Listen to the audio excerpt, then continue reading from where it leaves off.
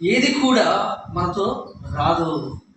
మనలో ఉన్న ఈ లోకంలో నువ్వు సంపాదించినటువంటి ఆస్తుపాస్తులు, ధనము, నీ బంగారము, నువ్వు చేసినటువంటి వడ్డీ వ్యాపారం, ఆ వడ్డీలు కానీ ఏది కూడా ఈ ప్రపంచంలో నువ్వు ప్రయాసపడి దేవుడిని విడిచిపెట్టి దేవుడికి దూరం వెళ్ళిపోయి, అందుకే దేవునికి వాక్యం సెలవిస్తుంది. 1 తిమోతి 6వ అధ్యాయంలో చాలా మంది అంట ధనాన్ని అపేక్షించి వారి విశ్వాసంలో వెనుతిరిగిపోయారంట. వెనుతిరిగిపోవడమే కాదు, వారిని వారు పాడు చేసుకున్నారంట.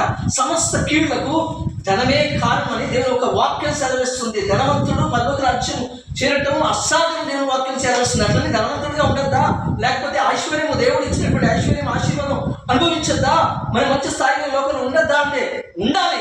కానీ ధనమే జీవితం, సంపాదనే జీవితం. దేవుడిని విడిచిపెట్టి ఆ ధనం కోసం ప్రాకులాడుతున్నప్పుడు, ఈ రోజు నువ్వు చనిపోతే, ఈ రోజు నీ ప్రాణం దేవుడు అడిగితే నీతో పాటు ధనం వస్తుందా? నీతో పాటు నీ ఆస్తిపాస్తులు వస్తారా? నీతో పాటు ఎవరు వస్తారు?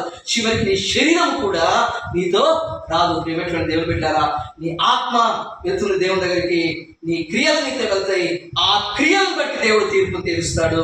ఈరోజు